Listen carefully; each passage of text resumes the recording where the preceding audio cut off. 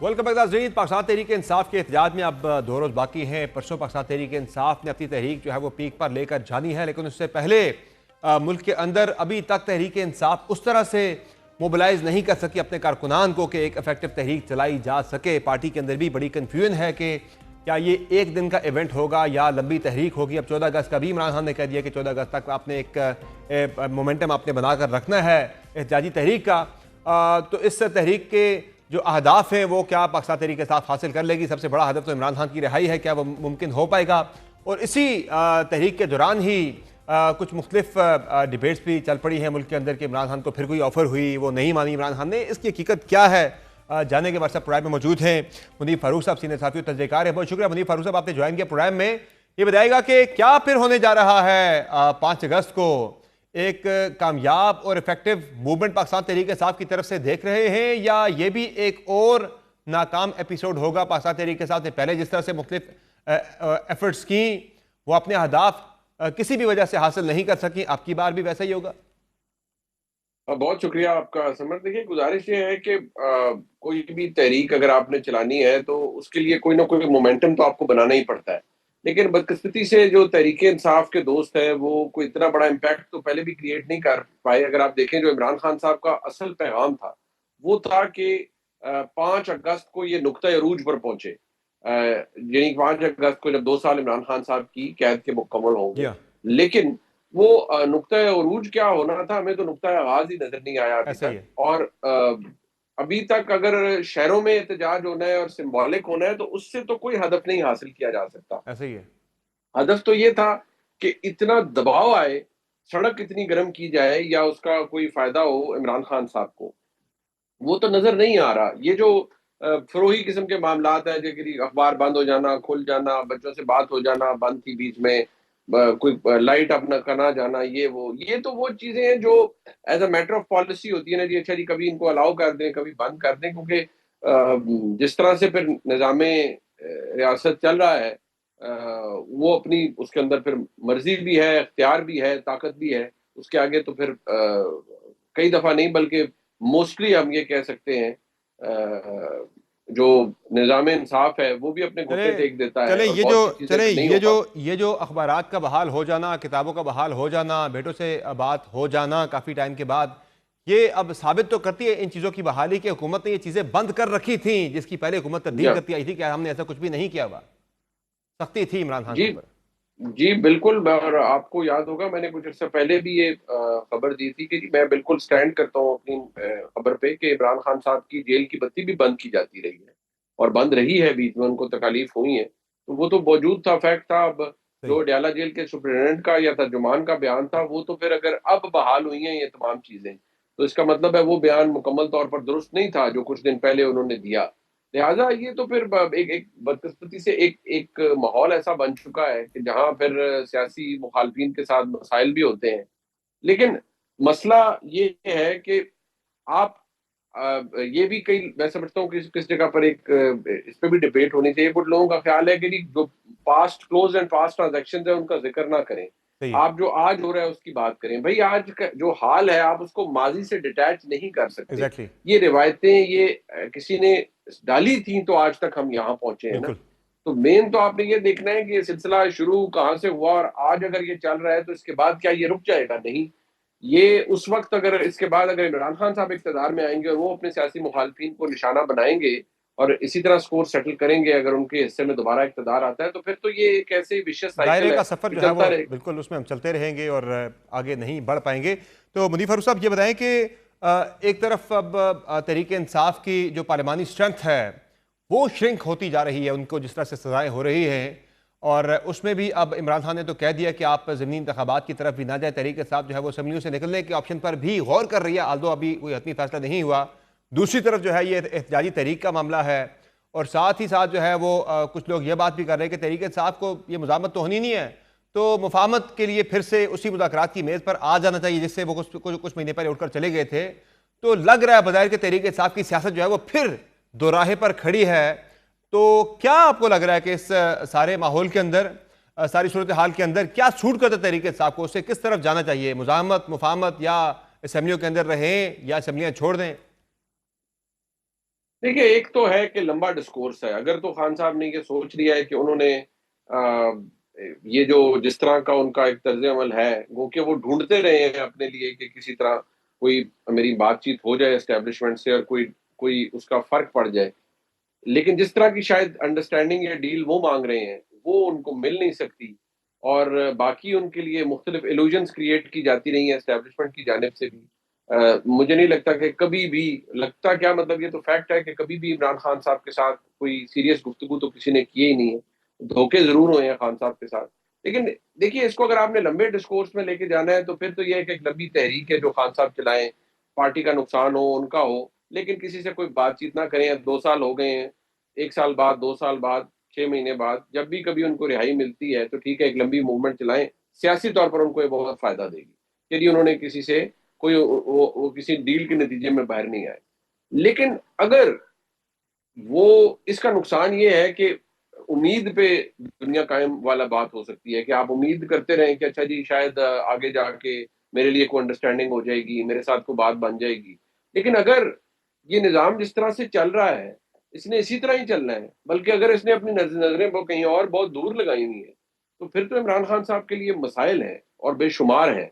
तो फिर तो वो खुदा ना खास्ता सियासी तारीकी है जो आगे नज़र आएगी। सही। तो तो अगर अगर इस माहौल के अंदर उस रवैये को अडॉप्ट किए रखना है जो आज भी है कि जी हमने तो अपने तरीके से एक डील करनी है या अपने तरीके से मामलात को चलाना है, वो तो फिर एक बड़ी लंबी लड़ाई है। और पता नहीं ये उस जो वक़्त तक कौन कहाँ होता है, इसके बारे सही। में तो कुछ नहीं कहा जा और सकता। मुनीफ साहब, ये जो पिछले 24 घंटों में कुछ इस तरह की बातें की गई कुछ हुकूमती लोगों की जानिब से भी कि जी कोई डील ऑफर हुई थी, पता नहीं बाहर का भी कहा गया, ये बात तय है कि अभी तक खान साहब को ऐसी कोई भी डील मुक़तदरा की जानिब से ऑफर हुई ही नहीं है जिसका वो इनकार करते कि मुझे डील नहीं चाहिए।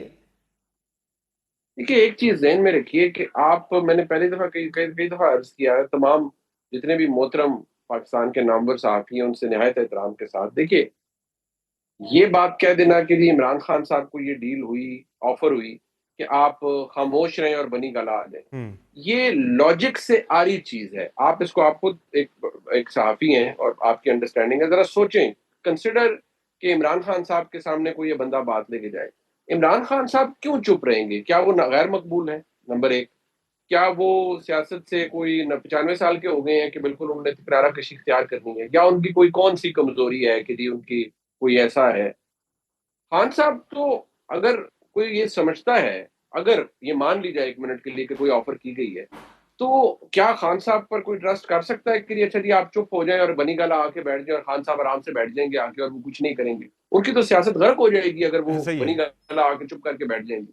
उनका तो सर्वाइवल ही इसी चीज़ में है कि वो इस निज़ाम को चैलेंज करें। ऐसा ही है। रोज़ गुफ्तगू करें, इसको खदेड़ने की कोशिश करें, इसके खिलाफ गुफ्तगू करें, रैली करें, इवन यूट्यूब के ऊपर बैठ के 10,000 बातें कर दें। तो ये तो मुझे बसद एहतराम अक्ल से बड़ी आरी चीज़ नज़र आती है कि आप ये कहें जी कि खान साहब को ये डील ऑफ़र की गई लेकिन उन्होंने मानी नहीं। भई हम्म। ये डील ऑफ़र हुई है तो इतनी नामाकूल किस्म की डील है, इसको तो कोई नहीं मानेगा। ऐसा ही है। तो यानी कि कोई ना कोई डील किसी किस्म की मुल्क से बाहर जाने की ऐसी कोई डील ना ऑफर हुई, ना खान साहब ने इनकार किया। ये यानी कि फैक्चुअल देखिए पोजीशन ये है। देखिए, मैं बड़ी आपको सीरियसली बताऊँ कि खान साहब का ये ना बाहर जाने का उन्होंने कभी कोई ख़्वाहिश ज़ाहिर की है मेरे हम्म। इन्फॉर्मेशन के मुताबिक कि कभी खान साहब ने कहा हो कि जी मुझे बाहर जाना है। उन्होंने बिल्कुल बाहर नहीं जाना, ना उन्होंने कभी ये डील किसी से माँगी है कि मुझे बाहर जाना है। हम्म। नंबर 2 ये कि ना ही खान साहब को किसी ने बाहर भेजने की ऑफ़र दी है कि ऐसा मुझे ही है। इनको बाहर भेज दें या हम आपको बाहर भेज देते हैं। भई इसके लिए भी समर, दोबारा आप एक ज़हीन सहाफ़ी हैं, ज़रा सोचें। कंसिडर कि इमरान खान साहब के स्टेचर का बंदा मुल्क से बाहर जा रहा है। तो आप तो खुद साफ़ी हैं, won't you be running after him for an interview और फॉर अ साउंड बाइट कि जी क्या-क्या एग्जैक्टली आपके ऐसा ही साथ है। हुआ और क्या हुआ? मुल्क दुनिया के जितने भी नामवर आउटलेट्स हैं, ऐसा ही सारे है। खान साहब के इंटरव्यू लेने के लिए तैयार हो जाएँगे। 8-10 तो इंटरव्यू आ जाएँगे within a span of no time. फिर खान साहब रोज़ यूट्यूब पे बैठ के इस निज़ाम को खदेड़ेंगे, इसके बारे में बात करेंगे। So what is going to be left? Hmm. वो क्या क्या ये भी कोई तुक भरी डील है जो खान साहब को ऑफ़र की जाएगी कि जी खान साहब आप मुल्क से बाहर सही है। चले जाएँ अच्छा अब और जो बस गुमनामी में रहें? सही अच्छा अब जो तहरीक इंसाफ की जिन लोगों को सजाएं हुई हैं, ज़ाहिर है परसों तहरीक चलानी तहरीक इंसाफ के लोगों ने, तो वो उनमें से मुतअद्दिद ऐसे हैं जो कि खैबर पख्तूनख्वा के अंदर पनाह लिए हुए हैं, वहाँ से यानी कि उन्होंने ज़ाहिर है गिरफ्तारी से बचने के लिए वहाँ पर मौजूद हैं। तो कानून तो ये कहता है कि 7 दिन के अंदर आपने फैसले के बाद सरेंडर करना था, सरेंडर करेंगे तो आपकी अपील लगेगी। तो ये जो हिकमत अमली है कि सरेंडर ही नहीं करना, तो फिर अब ना ना ना ना वो सरेंडर करेंगे ना अपील लगेगी, तो ये हिकमत अमली आपको समझ आई है तहरीक इंसाफ के लोगों की? देखिए, अब ये तो वो चीज़ है जिसके बारे में तहरीक-ए-इंसाफ के जो दोस्त हैं ना, मुझे लगता है कि वो उसके लिए मुकम्मल तौर पर तैयार ही नहीं थे। हम्म। मेरे जैसे जो मैं एक आम सा सहाफ़ी हूँ, मैं कई दफ़ा कहता रहा और मेरे ख़्याल में आपके प्रोग्राम में मैं जी हाँ। पिछले कई अरसे से मैं जब भी आप बुलाते हैं, मैं हाज़िर होता हूँ। मैंने आपको कहा था कि जो इस वक़्त पॉलिसी है कि 9 मई वाली चीज़ ना कॉम्प्रोमाइज़ के ऊपर कोई बात ही नहीं करता। जी हाँ। तो आपने देख लिया क्या कोई कॉम्प्रोमाइज़ आपको कहीं नज़र आया सिवाय उन लोगों के, जो कि कानूनी तौर पर बिल्कुल मैं समझता हूँ उसमें बड़ा झोल है और बहुत गलत है कि जी जिन लोगों ने पार्टी छोड़ दी उनको माफ़ कर दिया जाए। लेकिन मुझे लगता है कि फिर जो डीजीआईएसपीआर की 7 मई 2024 की जो प्रेस कॉन्फ्रेंस थी, मुझे लगता है फिर वो हर्फ ब हर्फ बिल्कुल ऐसा ही हो रहा है। उन्होंने कहा सिदके दिल से माफ़ी माँगे। तो जिन्होंने शायद माफ़ी माँग ली उनके लिए थोड़ा हाथ हौला हो गया। जिन्होंने नहीं माँगी हम्म। या जिनका ख़्याल था कि हम जो कन्फ्यूज़्ड रहे वो शायद वो कि ऑप्शन तो हम एक तहरीक तरफ इंसाफ के लिए भी खुला था। पॉपुलर वो जी। तो तहरीक इमरान खान समेत पूरी तहरीक इंसाफ के लिए ऑप्शन खुला था कि आप माफी मांग लें 9 मई की, फिर आगे बढ़ा जा सकता है। देखिए, मैं इतना तो ज़रूर कह सकता हूँ कि माफ़ी से चीज़ें बेहतर हो सकती थी। हाँ, ये एक सख्ती ज़रूर थी कि माफ़ी आपने माँगनी है, तो माफ़ी एक एक्ट है और माफ़ करना दूसरा एक्ट है। वो कोई करे या ना करे वो बात लेकिन देखिए फ़र्क तो पड़ जाता है ना, फ़र्क तो पड़ जाता है। वो आप उसे उसके बारे में क्या कह सकते हैं, फ़र्क तो पड़ जाता है हम्म। ओवरऑल। लेकिन किसी ने यहाँ एक ग्रैंड स्टैंडिंग की कि नहीं जी हमने तो किया ही कुछ नहीं है और हम्म। काउंटर ये किया कि ये तो फ़ॉल्स फ्लैग है, ये तो फ़ौज ने खुद करवाया है। तो हम्म। जब ये होगा तो आप क्या समझते हैं समरवास के वहाँ कोई आगे से नरमी बरती जाएगी? जी हाँ। आगे से तो फिर लड़ाई है ना और फिर ऐसा ही देखिए है। ताकत की अपनी ज़ुबान होती है।